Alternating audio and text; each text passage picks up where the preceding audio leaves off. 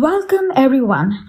Today we are diving into a subject that's both fascinating and deeply personal for many. The concept of targeted individuals. Now, if you have never heard of this term before or only have a vague idea about it, don't worry. We are going to explore everything about it in a simple way. Actually, it's a big topic. And I want to make sure it connects with you, that it speaks to you and that you leave this episode with a clear understanding. So let's get comfortable and jump in. Now, you might be thinking, what exactly is targeted individual? Well, in a sense, targeted individuals, these are the people who believe they are being targeted, harassed, or followed by groups or organizations for a variety of reasons. This can include everything from surveillance, electronic harassment, and even psychological manipulation. These individuals often report feeling like they are being watched, followed, or that their privacy is being invaded in some way. Sounds intense, right? It is. But before we jump to conclusions, let's unpack this step by step. The idea of being targeted individual is complex, and there is a whole spectrum of experiences that fall under this umbrella.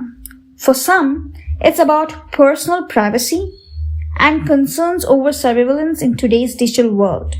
For others, it goes deeper.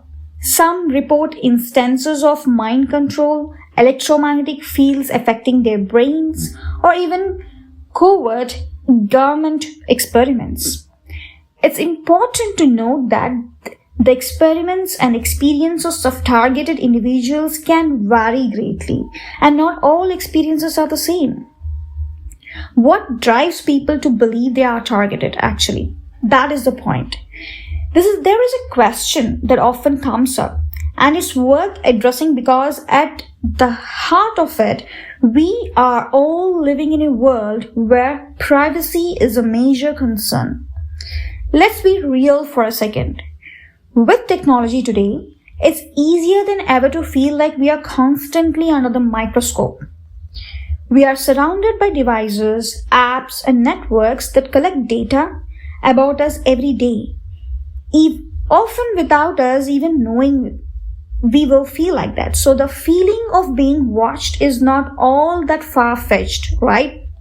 But for targeted individuals, this sense of being watched or followed can become much more intense and personal.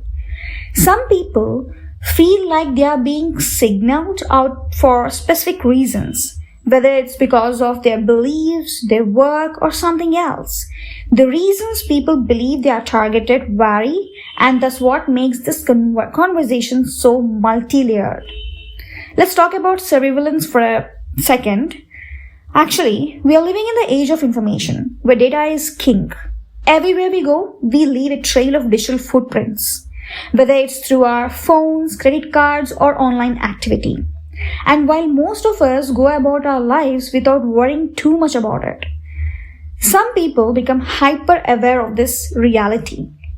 They feel as though they are under constant surveillance, not just by companies or government, but by hidden forces working behind the scenes. This is where the concept of electronic harassment often comes in. Electronic harassment is one of the key concerns for many targeted individuals.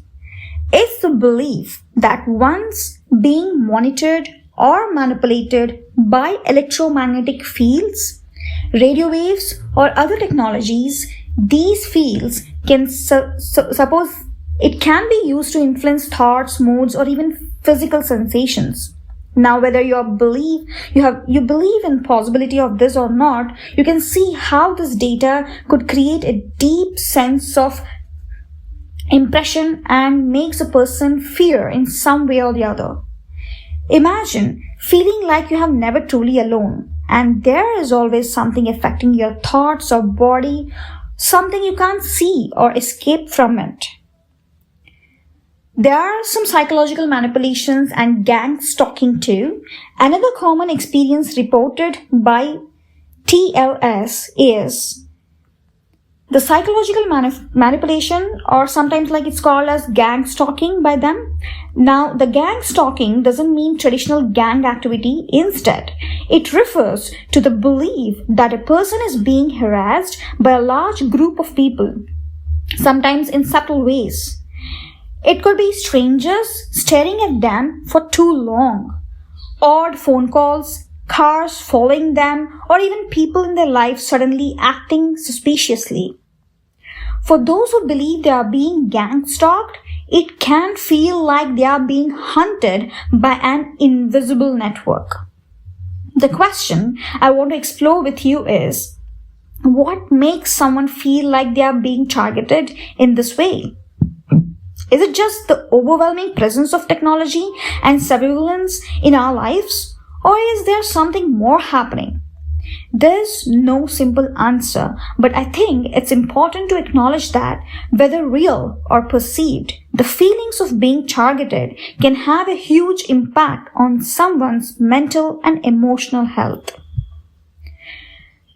What's the role of mental health in all these individuals? If we talk about it, some people believe that the experiences of targeted individuals are rooted in mental health conditions like paranoia or delusional thinking. And it's true that sometimes people who feel targeted may be dealing with anxiety, depression, or other psychological issues. But at the same time, the real-world context of privacy concerns, surveillance, and invasive technologies can fuel these feelings and make them even more intense. So how do we find a balance in this conversation? How do we actually talk about the experiences of targeted individuals in a way that respects their reality while also considering the role of mental health? It's a delicate balance, and it's one that we need to approach with empathy. Technology, government, and conspiracy theories.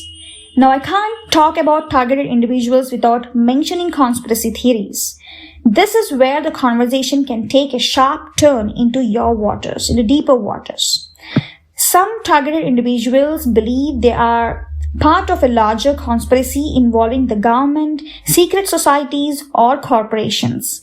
They believe that they are being tested on or controlled for nefarious purposes. For many, it's about hidden agendas, experiments in mind control, population control, or other covert operations. And while some of these theories might sound outlandish, for those experiencing them, they feel incredibly real.